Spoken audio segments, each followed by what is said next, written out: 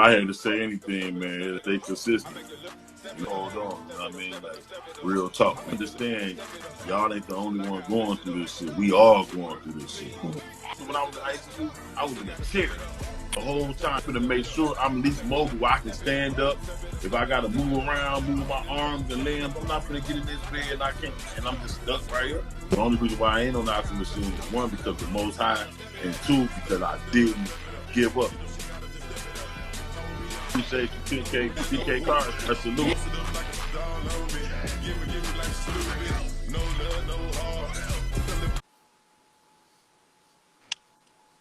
Okay. Yeah. I thought I was gonna have to start mine over because you know sometimes Instagram be tripping. I don't know how you doing. I'm doing great. How are you? I'm good, man. Oh my goodness. Thank you so much. Did you get to see your gift? Because I sent it like a few minutes before. Nah, I didn't get a chance to see it yet. No, I didn't. Oh, okay. That's okay. Because that's it right there. We'll talk about it later on. But it's a digital business card that I sent you. Oh, okay, cool. Yeah. Look at everybody coming on now. Okay. Give me a moment. I'm just answering questions and sending a promote to have everybody share the live so they can start coming in. Shout out to everybody on the live, man. What's going on, y'all? Yes. Hey, everyone.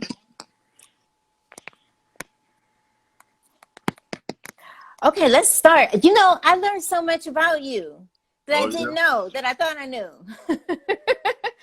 All of this time, I didn't know that you were from Chicago. Yeah. Ah, wow. Yeah. You're a Chicago native, huh? Yeah, Chicago. That is amazing. I'm originally from Cleveland, Ohio. Oh, okay, you from Ohio. I used to live in Columbus. You did? Yeah, Columbus, like Ohio, one of my biggest markets as far as following music. No way. Yeah, I'm from Ohio. Yep, that's my hometown. So how was it, you know, growing up in Chicago? Me being in the hood, you know what I'm saying? The hood, you know, of course, the hood kind of wild from the south side, you know what I'm saying? So yeah, kind of wild on the south side, you know what I mean? But you know, they always paint up Chicago to be this crazy, just kill 'em, shoot 'em up, bang bang city. But you know, it's not as bad as people. It's not as bad as the media try to paint it out to be. Shout out to everybody checking in. I appreciate y'all. It's not as bad as the media set it up to be. You just got to stay out the hoods. You know what I'm saying? I wouldn't advise nobody to really go on none of the hoods in Chicago unless you know somebody. You know, you got family who respect it from that hood. And, you know what I'm saying? Yeah. And that though, as far as like the outside of Chicago, like the outskirts and downtown Chicago, a beautiful spot. You know what I mean? It sure is. My experience when I went to the Steve Harvey show before he had moved to LA, it was in Chicago, and I stayed at a really nice luxury hotel downtown. Oh yeah, downtown. It's real nice, and I had some amazing food. They have some amazing restaurants there, and I did a little bit of shopping, and it was some nice cool spots to look at from right there. I mean, we didn't go outside of there, but some of the makeup artists. If you're looking for the best food and clothes that you will never see nobody with on, Chicago is where it's at. That's where you get your swag. Oh yeah. Oh yeah. I remember in the beginning of my career, and that was like over 10 years ago, I remember how cool you were. Yeah. Like, because I was working with DJ Butterrock at the time, and I'm like, man, he is so cool. He was like, dang, you act like you like to do this. I'm like, no, really, like, you just really, like, cool, laid back. I love the fact that you think about other artists and wanting them to, to grow. And I've seen that. I looked at a couple of the interviews that you've done in the past, and of course, you've been on a slew of media publications because you've been in this for over 17 years. It's been consistently always at the end, not to cut you off, but consistently always at the end, you always talk about helping artists. Yeah, definitely. Yeah. Tell me about that. Because, at the end of the day, I see a lot of I see a lot. Like I just went to this spot called Elberton, Georgia, yesterday and did a radio interview, and I was the first celeb that ever been there, ever. And it was crazy because it was like, dang, like I like going to spots like that because just like I like dealing with the artists who don't really get no love because I appreciate the underdogs. Like I was an underdog, so it's like me. I look at stuff a little different when it comes to, you know, being an artist. I know how artists feel when they getting overlooked. I know how artists feel when they don't have a budget. You know what I mean? Because this is a business, you gotta have a budget. So it's like if however I can help an artist to, you know, I'm gonna help them to the best of my ability. You know what I'm saying, that I can help them. So you know, I think it's cool, man, and that be my way of giving back by trying to help the artists. You know what I'm saying? So you know, I try to help them as much as I can. Now some artists, you know, because you know, trying to help an artist at times it be like a daycare.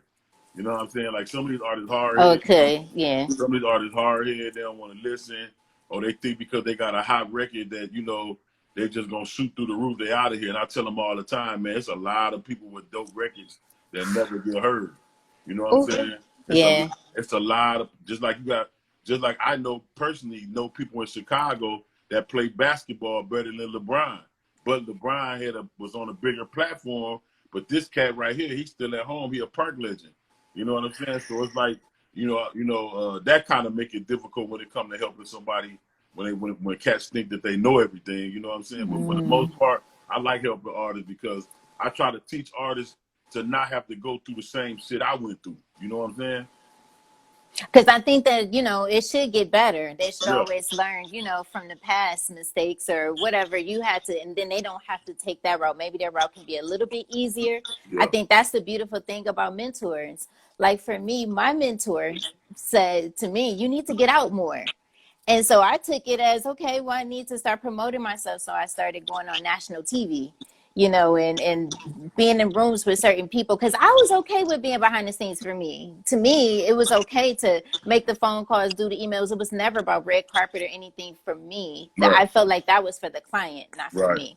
Right. So that is important when you get to a certain point in life. If you learn some lessons, some experience, now you can bring the others with you and say, hey, this is what and XYZ, and then they create their blueprint. I think that's the whole point of these conversations, choose your path, because in the beginning of the year, I thought that I was just going to come on these IG lives and just have friends, you know, friendly conversations with my friends. Hey, how you doing? What's going on over there in your world?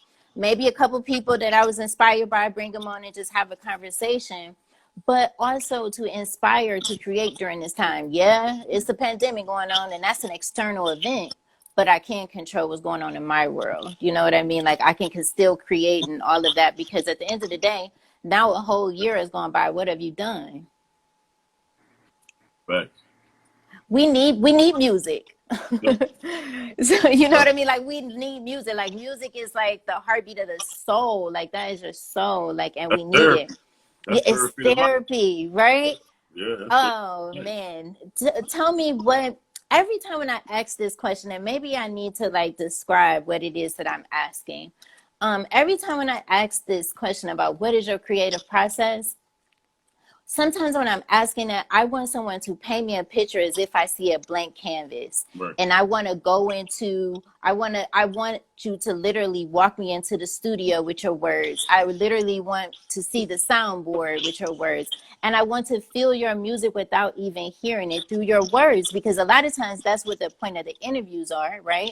Is that this time you get to paint a picture with another audience that may have not heard of Bigg Jigg, right. And they get to feel that way before, and now they're going to look for your music because you've already touched your soul with your words. What does that creative process look like? If I ask the man, and that's not to be vulgar, this is just life. Right, if I ask the man, how do you make love? They're going to be able to describe it. They're going to be able to tell me what they're going to do and all this other stuff. But when it gets to our creative process and our passion projects, why can't I feel that sometimes? So when I say, what is that creative process? That's what I want it to be like. Describe it to me. I knew exactly what you were saying. You knew what I was saying. Yeah. I get that question a lot. You know, my creative process, you know, for me is, you know, I usually link up with my producer. You know what I'm saying? If he, you know, I run through some beats, you know what I mean, with him. If he don't have a beat that I really like, or a beat that really, because the tracks itself give me the record. Like I don't never have I don't even write music no more. Like when I do records now, I just really I hear a track, the track will give me whatever mood to be in, and then once the track give me whatever mood to be in, I just write like some of my I write like some of the highlights of the angle I'm going as far as the record. I don't write the whole song. Like I might choose a bunch of big words and write them down, and I go around the big words. But as far as with my engineer, you know, once I sit down with him and we go through a slew of tracks, if I ain't feeling none of them, then we'll sit down and we'll create a beat around me. You know what I mean? He'll create a beat around me. So once he created a beat around me, usually by the time he get done creating a beat around me, I already got the song. Because while he creating the beat around my voice, I'm already, you know, in my mind like, ooh, I'm gonna go this way with the record. I'm gonna go that way with the record. So anytime me and my engineer sit down and he create a beat around me, it's usually about time he get done with the beat, the song already finished. So all we gotta do is just record it. You know what I'm saying? Yeah, that's dope. How do you decide which producer that you will collab and work with? Because not every producer have that gift of listening to. I mean, a lot of them probably won't agree with that because they swear a lot of them know that I can work with anybody, but that's not necessarily true. There are some gifted producers that can. Yeah, they got that ear. Yeah, I got a couple of home producers that's part of my team. Like one of them named Hustle Junkies. He like one of my main engineers and producers. And I got like two more. And I don't work with just any producer, like, you know, because some producers ain't really on my level yet. You know what I'm saying? You know what I mean? And then just like you got some producers, just like you got some artists that's not on the producer's level. You see what I'm saying? Like some of these artists, they're not on Drummer Boy level. You know what I mean? They're not ready for a Jazzy Faye beat. You know what I'm saying? So and them the type of producers I mess with next level producers. So, you know, the three producers I mess with, I usually just shuffle between the three, and out of the three, one of them always have a beat that I always like, okay, I'm rocking with that. That's it right there. Yeah, that's it right there. One of them always come through with something. So that's cool. That's how I usually do. That's cool. That means you got a good team, and then they're able to hone in, and you're able to hear that frequency that you're tuned into, and then you make the track and you get it done. Right. You're also on the radio too. Yeah, I'm on iHeartRadio. Yeah. How was that experience being on the radio? I actually been on iHeartRadio like 2 years now, so it's cool, man. You know, I done interviewed some of the biggest artists in the game, from Bobby Valentino to some movie execs to Pleasure P, from Pretty Ricky to Big Gipp from Goody Mob. Man, I done interviewed a lot of big artists, man. The real Rick Ross, Freeway Ricky Ross, you know what I'm saying? So yeah, I like it, man. I love radio actually, man, because, you know, one thing about real radio, no disrespect to podcasts, no disrespect to, you know, internet radio, but real radio, it's almost like it give you that command where you kind of control the streets, like everybody under the sound of my voice right now. So it's like right now, when I'm on radio, I got Atlanta hypnotized right now. So you know what I mean? And I get what you're saying. Yeah, I get what you're saying. Yeah, it hits the waves. That's why it's called radio waves. It's a wave that it puts out. I absolutely get it. I get it. What have you learned? Like, for about 15 years of my life, I worked as EMT, and I learned a lot about people in that space. When you're on the radio and you're doing all of these interviews and all of these talks with different people and backgrounds and, you know, their career wise and all of that, what have you learned about people? Like, any lessons? Radio kind of taught me patience a little more, you know what I'm saying, as far as dealing with people. It helped me be a better judge of character with certain people too, you know what I mean? Because I learned in radio that, you know, you can't really it really was a life lesson I learned in radio, and took it and applied it to my life period. Like, one thing that you can't do is you can't deal with everybody the same way. Mm-hmm. You know what I'm saying? Like, if I'm dealing with you, what Sharon might need, this woman might not need. That's See what true. I'm saying?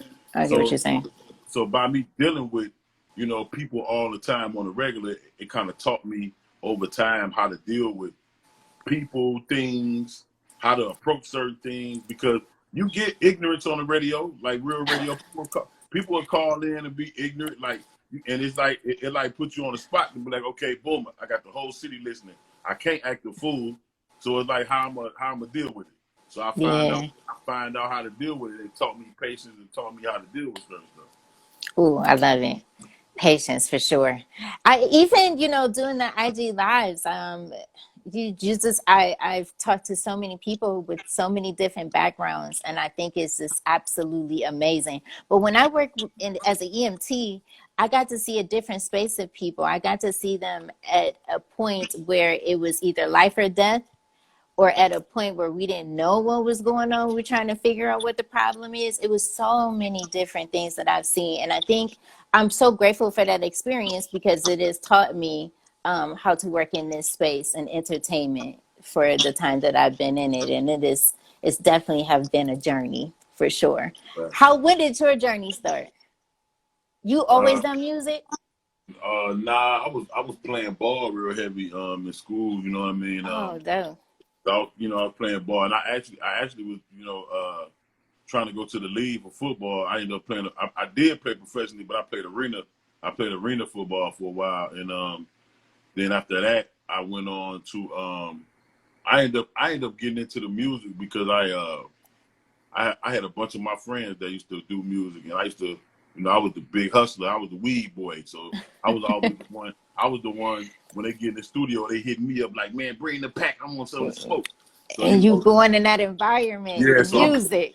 I'm constantly going over there, and every time I would go over there, man, come on, man, jump on the song. I'm like, nah, man, y'all can have that shit. You know what I'm saying? So this one time, you know, a friend of mine kept on asking me, like, you know, hey, man, jump on the song. So I said, man, you know what? Fuck it, I got time today. I'm jump on. So I jumped on some bullshit now. And when I did it, everybody was like, yo, his voice crazy. Who is that? His voice, yeah. So I was like, damn, people like my shit. And so then I said, you know what? I'm gonna do a song. So I did a song by myself. And my very first song I did was called "Let Me In" with this girl from Indianapolis, Indiana. My cousin was on the radio named Juan B on the radio in Indianapolis, Indiana. So he actually played one of my records on his show. So when he played it, everybody was calling like, yo, who is that? He's like, yo, it's my cousin, Big Jigg. So he was like, yo, man, they need to tell him he need to take it serious. So I'm like, damn. So I noticed my partners at the time was hating a little bit, like, oh man, this nigga just started rapping. Like this shit. So I said, damn. I said, well, you know what? I ended up being honest, just being honest. I'm a real nigga at the end of the day. Being honest, yeah. I fucked around, and this girl this older chick I was dating at the time, she was, you know, she was kind of like, you know, I was a lot younger than her, so she was, you know, it was dudes trying to always crack at her. So this one time, you know what I'm saying, she was talking to this older cat, and he like, yeah, you only fucking with that young pretty nigga because he getting money, blah, blah, blah. So I said, yo, I got mad at her, like, yo, why is you explaining something to this dude? Like, he might be trying to get you to help, you know, he might be trying to set me up. Yeah, that's true. So I left now. And when I left, I took all my weed, my cars, and everything. Shorty got mad at me and told the police, yo, he riding around with 10 pounds of weed in the car. So the police pulled me over. When they pulled me over, they didn't find nothing because I had already, you know, did what you did. Did what I did with it. You know what right. So I did what I did with it. Right then and there, I said, you know what? Fuck this trapping. I'm about to do this music shit. So I had probably almost $100,000, and I put the whole shit in my career. And this was like 2002, 2001. I took all that shit, put it behind my career, and I never looked back. Never. Rap, like real talk. It was a rap after that. I just was like, fuck it. But that's all life takes is a change of a mind. Yeah. You gotta change your mind, right? And then you gotta be open to the process, because you don't know what the process is gonna look like once you do it. Because I actually thought, I'm like, when it happened, when the police pulled me over, I'm calling my family, baby mama, like, hey, look, y'all, boo, boo, boo. I thought I was gone. I'm like, damn, I'm finna go sit down for a minute. You know what I mean? They caught my ass. You know what I'm saying? So, but they didn't. They didn't find it. So I guess it was, you know, that was God's way of being like, look, this your last chance to get out. Yeah, that was him knocking on the door. Like, so I got out of it. I said, I'm out. I said, I'm not even fucking with it no more because this was too close to comfort. Like, I'm out. You know what I'm saying? and I'm so grateful that you made that decision, because here we are. How many years later? You've been in the game for a minute. Yeah, for a long time. Yeah. So I feel like, you know, recently I was talking to legendary Larry Dotson from the Barcades, right? And I said, oh man, this is like, I don't even know if I would even call it a dream. It just felt way bigger than that, because there's so many of the older, you know, the originals, you know, they're not here with us no more. Yeah, you know, and he's getting ready to celebrate his 70th birthday next month, and he was on here talking to me, a younger generation. I was very grateful. I grew up listening to that music, right? What has been, who has been your like musical influences? Well, you know what's crazy? I'm a big R&B dude. Like, I like R&B. You know what I'm saying? Like I'm one of them cats. I like the Anita Bakers. I like the Case. I like the Joes.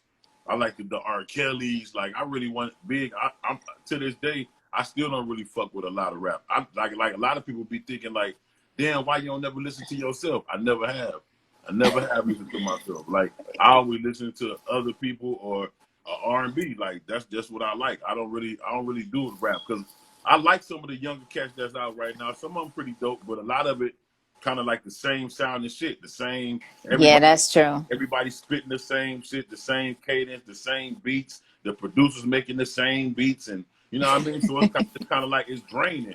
When everything sounds the same, it's draining. It's like, okay, we already got a Lil Baby, we already got a Lil Baby, we already got a Lil Wayne, we already got, like, why is these cats sounding like the rest of these cats? And I think that when I came in the music game, that's what made me focus on staying in my lane. Even though people say me and Slim Thug sounded like, me and Scarface sounded like, me and Kevin Gates sounded like, me and Moneybagg sounded like, I hear that, but at the same time, I still got my own lane though. You still got you definitely still have your own lane, and you put out your own frequency, right?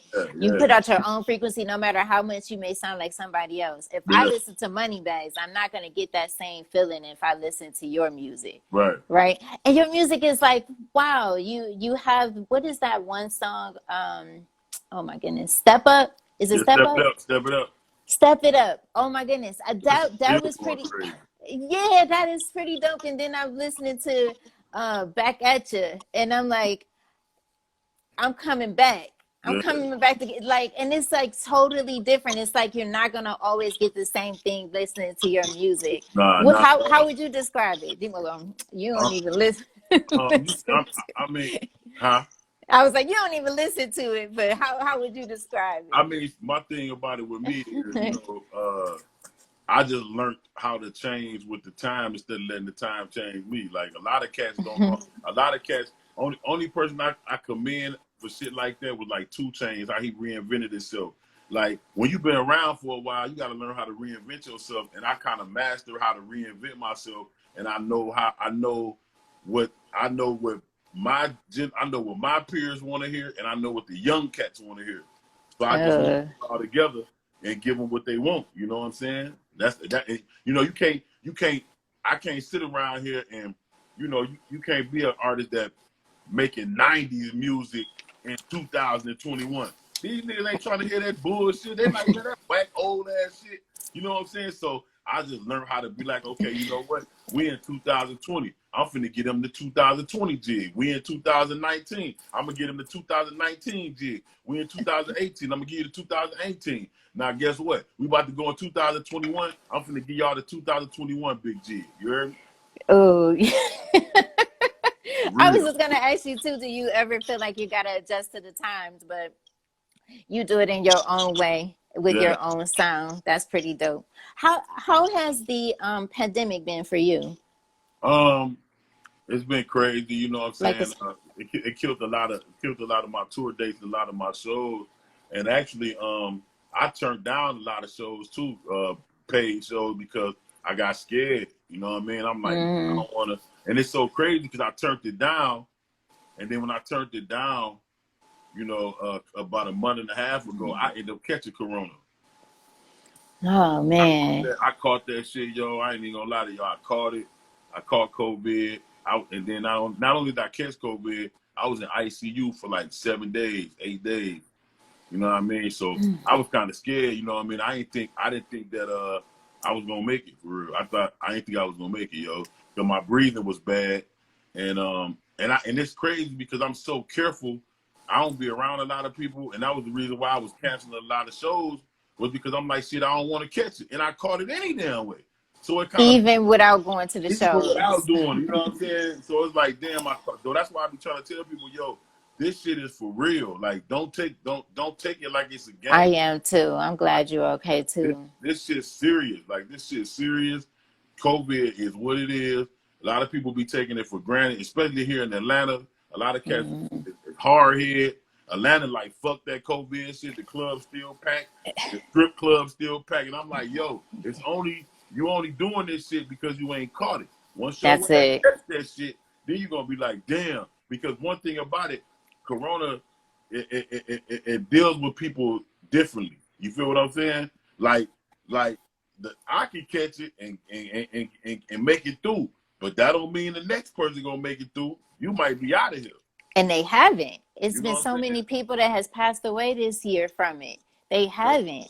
Yeah. See, and that's what I was telling the doctor that I brought on the other day. I was like, when I had went home to Cleveland recently for a funeral, because I was going back and forth, and I was like, oh, should I go or should I not go? But I was like, if I don't go, this would be my last time to actually say goodbye, see her kids, all of that stuff. You know how it is in funerals, right? So I went.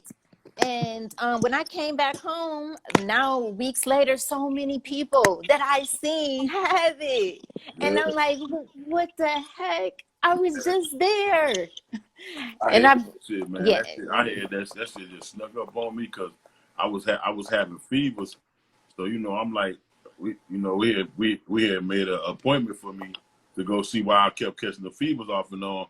And then when I went in there, they were checking my oxygen level, and the doctor was like, yo, your oxygen low as hell. Like your oxygen's supposed to be at like 97 or some shit like that. My shit was at 87. So they was like, yo, that's low. You ever been tested for COVID? I'm like, no. So they tested me for COVID. He said, I'm gonna call you in like 30 minutes and let you know what's going on. So he called me back 30 minutes, said, yeah, man, you got COVID. He was like, you know, you're gonna have to go to the ER. When I went to the ER, they kept my ass and put me up in ICU for like 7 days, yo. Oh, you know, when you think about ICU, if anybody understands what that is, like, it's literally life or death when you're in ICU. That's what that is. Yeah, because in 2017, my heart completely stopped, and I was in ICU for almost 2 weeks. Yeah, so I know what that is. And then the hospital situation bad now because when I was in there, nobody can come see you.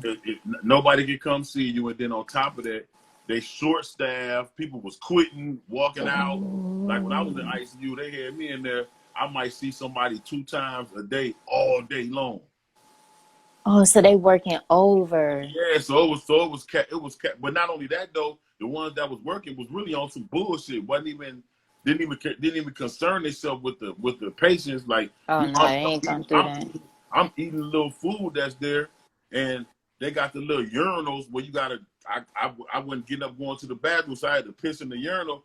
My urinal from 9 this morning is still sitting there at 6 this evening, and with my food like sitting right there. So I'm like, yo, what the fuck? So it was crazy. You know what I'm saying? Like, oh no, this is a different experience for sure. Yeah. Wow. Yeah, wow. It was crazy. Yeah, because usually when you're in the hospital, you see different people every 2 or 3 hours coming in to check you. You like, I can't get no rest in here. No, not no more. Wow. Oh, yeah. Maybe it's not even so much they don't care. They're probably afraid too. Like sometimes that's your job, though. That's your that job. Is their job. That is their job. You know what I'm saying? And a lot of them really didn't care for real. And it was one girl, I can't think of her name to save my life. But she was she was treating me like I was her big brother, and she was like, you know what? she was like going to bat for my ass, like, you know what I'm saying? Like, hell no, y'all ain't about to do him like that. You know what I'm saying? That one girl, man, I can't think of her name, but she was the only one that was like breaking their neck. And then it's crazy because when you handling some patients, unless it's somebody like Oprah Winfrey that you know globally, you don't even know who you dealing with. You don't even know that this nigga that y'all got stretched out, he a star. You know what I'm saying? Like y'all like y'all treating this man like he ain't shit, but this motherfucker's a millionaire. Like, you know what I'm saying? They ain't got no clue. They got no clue what they dealing with. You know what I'm saying? So I'm like, I think everyone, I mean, I worked in healthcare for a long time, and I treat everyone the same. And that's with care, tender, love, all of that. And even like the visitors that would come in, this was before COVID, of course, because, you know, you can be in the emergency department for hours and hours and hours. And I would be that one to talk to the family and let them know, like, hey, you're waiting on tests. How are you guys feeling? Do you need anything to drink? You know, making people feel comfortable, even though I still have my patient duties to do. right. I don't know. That's I think for me, I mean, I'm looking on the outside. I just think that they're afraid. I mean, And sometimes fear be make people, you know, really do things that they're afraid. They also have families. They may have husbands. They may have wives, whatever, you know, whoever it may be. And I think that they may be afraid. But then you do have those that they picked up that job just for a paycheck. And if people pick up things for a paycheck, anytime you sacrifice people for $1, you know what I mean? Like you're sacrificing the people and what they actually need from you. So if you're picking anything and it has you're just looking at the money of it, just get out and get out right now. Because it was even a couple nurses that actually were talking to me while I was in there that said they had COVID. You know? There's some in there that said they had it before. Like, yeah, I had it, but I didn't have no symptoms and I quarantined and I was cool. But like I said, see, a lot of people catch COVID and they deal with it at home. When you catch COVID and deal with it at home, it's a little different because you can kind of deal with it like a regular cold. But when you got to deal with that shit from the hospital, that's a whole other situation. Oh, that I can only imagine. My brother, my sister-in-law, the whole family had it. And my brother-in-law freaked me out. I mean, my brother freaked me out because he was at 109 fever. So I was like, oh my God, he's about to be out of here. 109. He was at home. He didn't want to go to the hospital. And I'm like, you gonna freaking die in here. Like, what if she go to sleep and she can't check your temperature in the middle of the night and it goes too high and your body just shut down? I was freaking out for a little while, but he's okay. Yes, they're okay. But how do you know? You don't know, right? How your body gonna react to it? You don't know. And he's healthy. He work out every day, you know, eat healthy and all of that. But it seemed like it hit him the hardest, but not to the point where he went to the hospital. He did not go to the hospital. Gosh, I'm glad you're here. Yeah, me too, man. I am. Thank God, for real. No, really. Oh my goodness.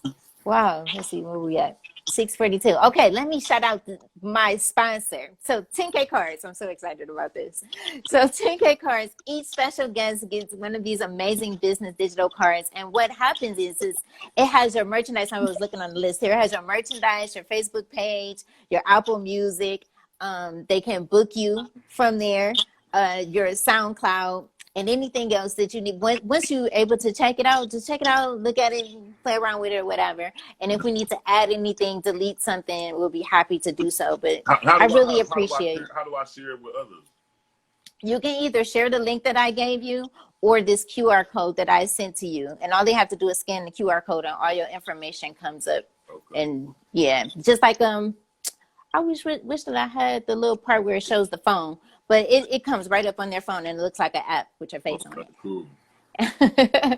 Yeah, it's pretty cool. Like everything all in one spot. Because you think about now, we're in this digital space. Isn't this wow? Yeah. I remember they used to laugh at me when I was on Twitter like 11 years ago. Like, oh, you Twitter queen, you doing it, blah, blah, blah. And it's like, look where we at now.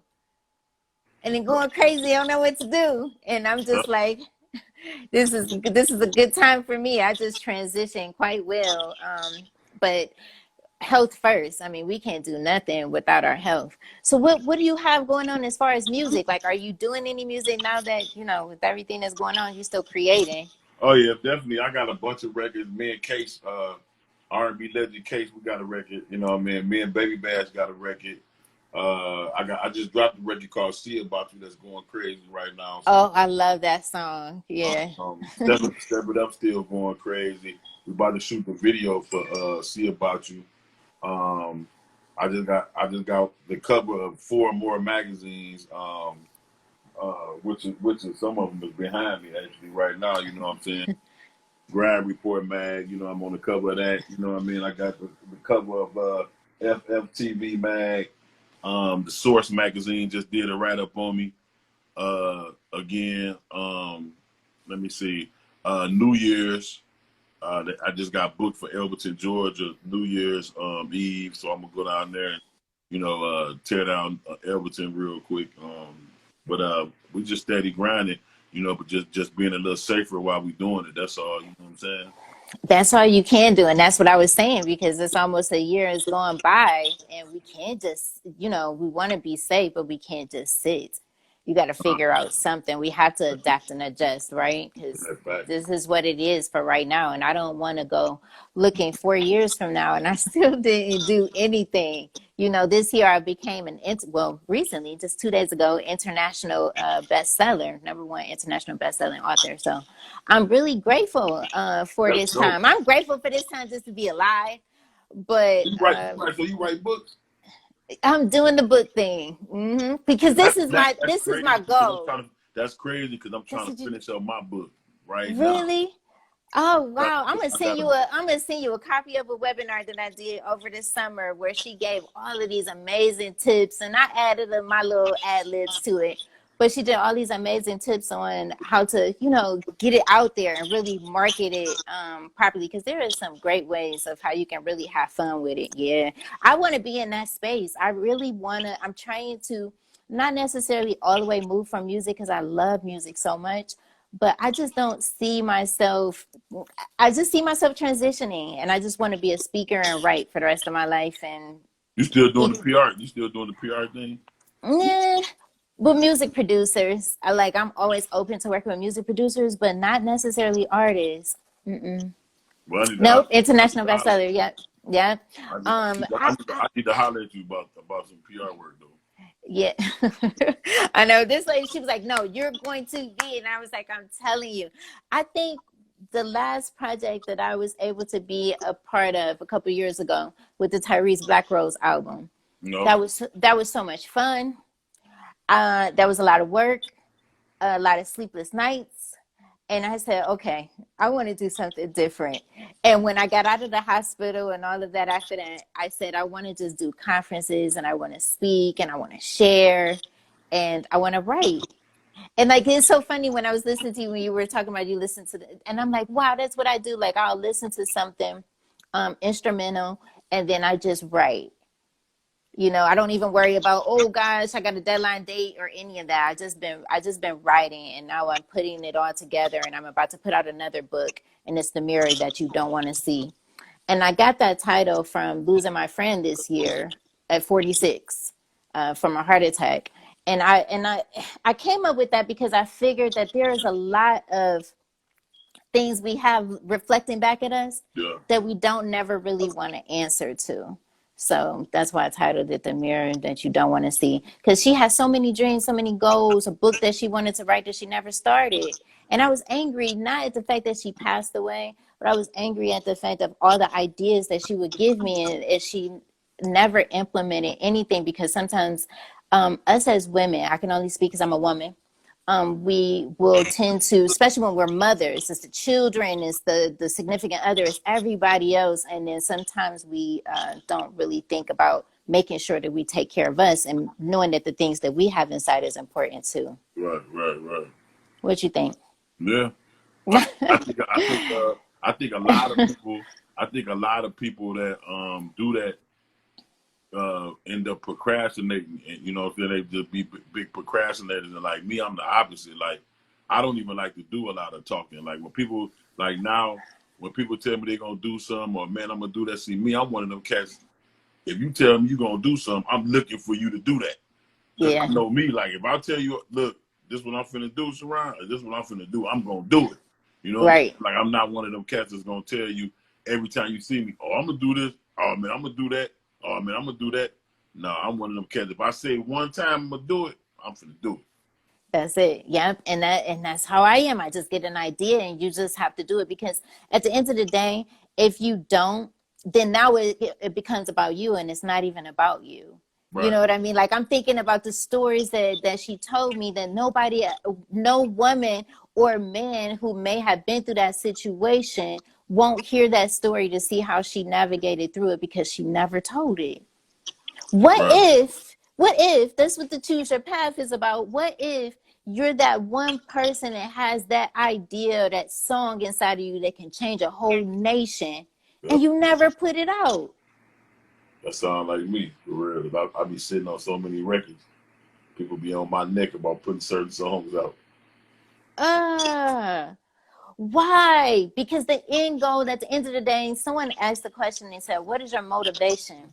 And I wanted to say death.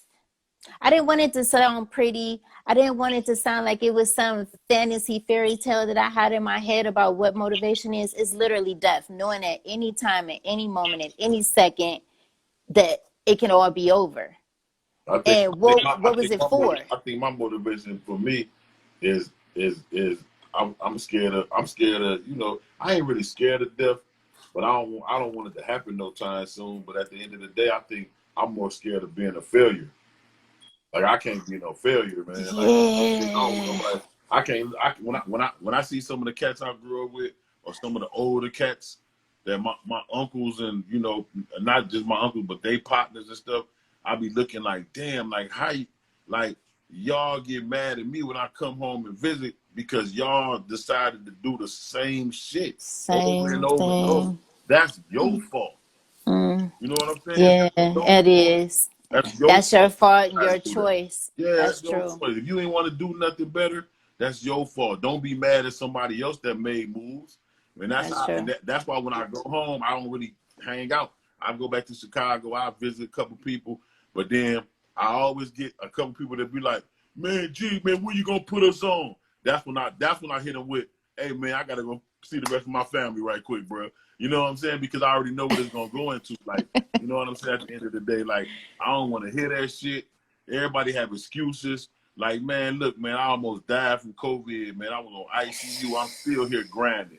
You hear what I'm saying? I got diabetes. I'm still here grinding. You Still know what I'm saying? going. Like, I've been in this Yep. shit 18, 19 years. I'm still here grinding. Like, I don't want to hear nobody excuse. I don't want to hear nobody bullshit about why they couldn't do it. I couldn't do it because of this. I can't do it. Man, listen, if I can make up an excuse for everything and get out of it, I would. But I can't. You know what I'm saying? So that's why I don't be trying to hear none of that shit, man.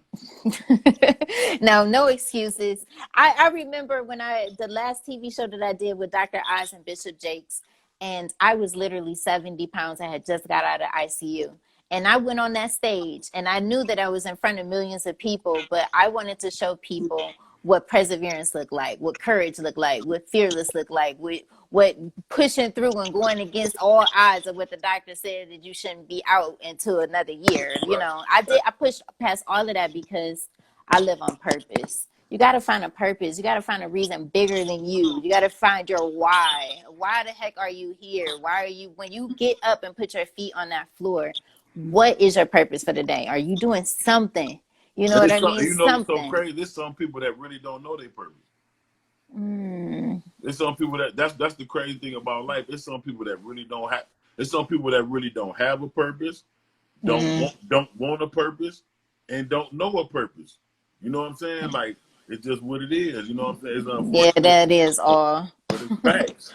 You know what I'm saying? Like, yeah, that is facts. Yeah. And that's really sad. I when I went home recently, I said, wow, it literally felt like I was taking a trip back in my past, but I was experiencing my future self. Because it was the same people, same faces, same characters in the story, same thing. Nothing's really changed, but I'm seeing my future self. It was just an amazing trip, literally. But I was like, you know wow. what? You can't never say nothing changed because something did change. I changed, yeah, but I be thinking about the people. And I hope, like, every time when I do these conversations, I really hope and pray, because I mean, you can, like they have that thing where you can lead a horse but you can't make them. All of that saying. But you know what? I'm gonna tell you something. I'm gonna tell you why I used to fuck up at. I used to fuck up because one thing I learned was this in life. I always care about helping people, helping artists, putting people on, putting people in position. And I put a lot of people in position and help them make a lot of money. You know what I'm saying? But one thing I learned over time was I can't care about you and your life more than you do. Oh, yeah, that's true. If I care about you, your life, your career, and the shit that you got going on more than you do, that's a problem. That's what let me understand that, you know what, once I feel like, you know what, I care more about what you got going on and your career and your life more than you do, it's time for me to bag up.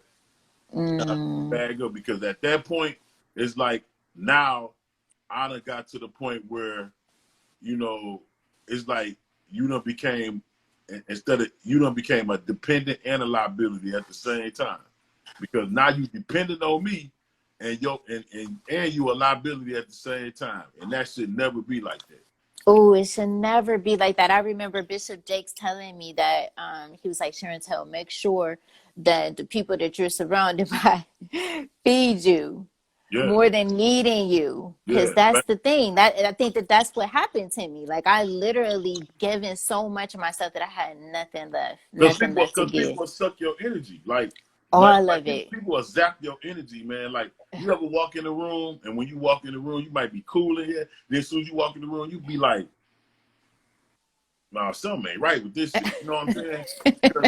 because the energy ain't right. You know what I'm saying? The energy ain't right. And it's a lot of people that got fucked up energy. And that, they do. That shit will jump off of them on your ass. Quick, too. I mean, quick. You understand what I'm saying? It's like I really, like, I done became, since I done got older, I done became real big on energy, because, you know, at the end of the day, like, you know, my energy is going to be the end result of how I do anything in life. You know what I'm saying? Like, you can tell the person energy of, if they do something and they do it, they might get the job done, but they doing it with an attitude because their energy got shifted. Oh man, that is the worst. So I really be on that shit. Like, if the energy ain't right, I can't do it. Like, I don't care how. Even with some of these artists, like, it done been artists that I thought was dope, that's talented, but I can't fuck with them because the energy ain't right. Yeah, it won't work. Yeah, it won't work. Can't do it. It won't work. It won't work. The relationship would be so uneven that you would have to remove yourself, or you're gonna mess up and become that. Yep. Isn't that crazy how that works? Yeah. What's next? I mean, I know that, you know, we're doing the music, you got that going on. What else then? What we get to? The song "See About You." We shooting a movie. See About You. Shooting a movie. Really? Yeah, I'm shooting a movie for that record. Actually in Elberton, Georgia. I'm shooting a movie for that. That's another reason why I went to Elberton, because, you know, it's a lot of talent down there that ain't getting no exposure. So I'm finna open up some doors and let some cats get some exposure in my movie. You know what I mean? We pitching the movie straight to Netflix as soon as we done with it. You know what I'm saying? So I love that. I got a movie for See About You that's coming. You know what I'm saying? Oh man, that is so exciting. Much success to that project. Wow. And what about the book? Can you talk about it? I'm excited about that. The movie. The name of the book is called JBT, which is the initials of my real name, JBT, but it stands for Just Breaking Through. And I'm gonna be talking about, you know what I'm saying, all the shit I went through to get to this point where I'm at in my life right now. You know what I mean? From the hardships of growing up in Chicago to the shit that I had to deal with out of my real dad before he died. You know, some personal shit. You know what I'm saying? So people can just really get a feel for who I am as an individual and just not an artist. You know what I'm saying?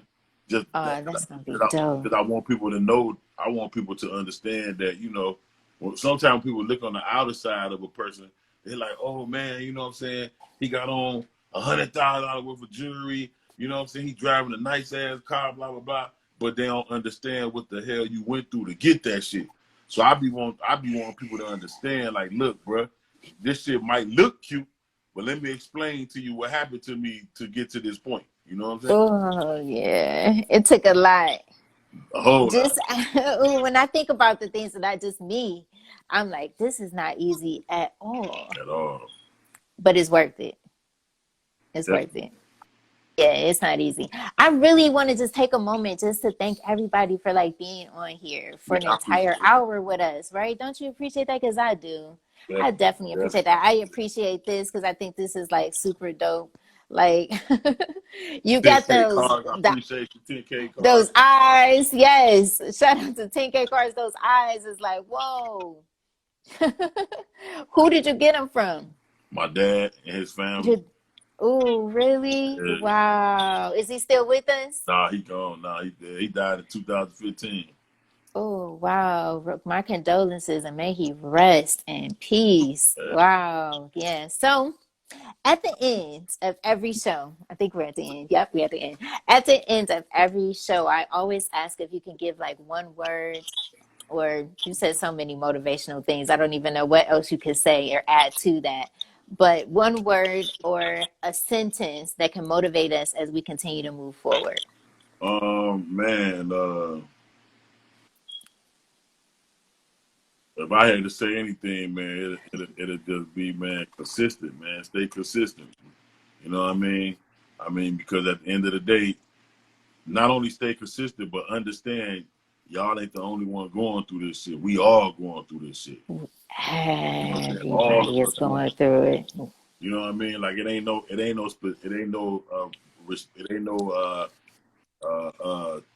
personal individual who dealing with this, and I'm not dealing with it, or she not dealing with it. We all going through it on top of whatever else we might be going through.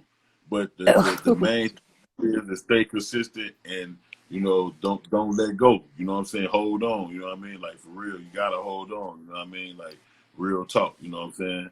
Like, even with me, when I had caught the COVID, you know, and I was in ICU, like they were telling me, you know, it was they couldn't believe the fact that most people that catch COVID and be in ICU, they always have to be on the oxygen machine. They couldn't believe that I was able, they couldn't believe I was able to not be on that.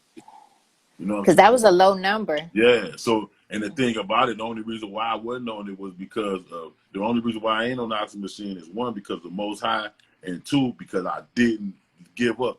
I didn't let go. I kept on being like, nah, it's more for me out here. I know it ain't over with. It's a mind thing. Yeah.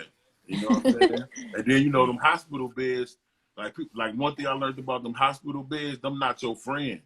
Them hospital beds not your friend. See, the thing about them hospital beds is people get caught up in them. That's how you catch bed sores, and you don't want to move, and then you ain't moving. When I was in the hospital, when I was in ICU, I was in a chair the whole time. You was like, I'm not getting I was like, man, I'm not getting bed. Yeah, I'm like, man, I'm not getting in that bed. I'm finna make sure I'm at least mobile where I can stand up. If I gotta move around, move my arms and limbs, I'm not finna get in this bed and I can't, and I'm just stuck right here.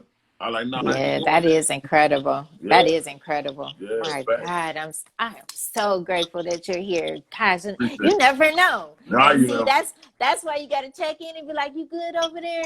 Okay. That's what they used to do when I was growing up. They would check on you. Now, all you see is like a meme coming down like, oh, dang, I ain't even know. Like, when last time you?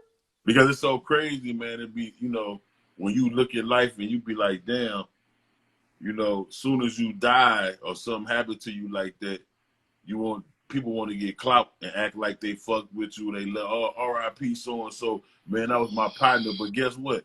Did you say that? Did you say that to that person when they were still here? Did you act like that was your partner then? You know what I'm saying? Yeah. So don't use my name and my fame for clout. That I'm not here anymore to act like we was cool. Like, nah, that ain't what's happening. Yeah, that ain't cool at all. But I want to tell you that I appreciate you now. I'm giving you your roses. Like, I appreciate you. I know how your schedule is. Yes, even with the pandemic, I know that you are still busy, and I definitely appreciate you giving us your time, sharing a piece of you, your wisdom. I really appreciate it so much. Yeah. See, look at that appreciation. I appreciate. Yep. I really do. Thank you so much. And I hope that we can, you know, 2021 when the book is out, because I love books. I had a couple authors on here, you know, Anthony Hamilton, he had a book out. Prince 80 Jr. He has a book out. Like, it's some amazing authors that I've been speaking to on this platform. So I definitely, and I'm going to share, I'll share that, that link with you so you can check that out. Maybe you can, you know, yeah, take because I definitely want to chop it up with you behind the scenes about. Oh, for sure. About a little PR work, because I got I got a couple projects that's going on, so I'm gonna need that help. You know what I mean? I'm real happy though too. I know we're about to go, but I'm real happy about the movie. Like Yeah, I can't wait that's for a that. big move. Yeah, I can't wait to do that, yo. I can't wait to do You know you've evolved. I'm ready for that. Cool. Love, light, and energy to you as we continue on this journey, and we'll be in touch. All love. All right. All right, Ryan. Y'all. Thank you guys so much. Thank you, 10K Cards. TK Cards, salute. I appreciate you.